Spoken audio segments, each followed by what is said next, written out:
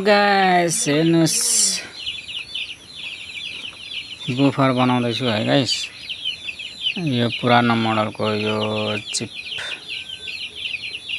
FM किट भनौँ न, यहाँ खराब भएको छ है र यो पाउँदैन पुरानो मोडलबाट। यो नयाँ मोडलमा फिटिङ गर्ने हो भयो भने।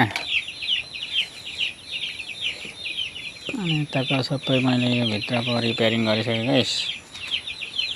के गर्नु, पुरानो मोडलको बनाउनै गाह्रो। ट्रान्समिटर छ, बुफर भित्र छ, बत्ती लाइन गयो है,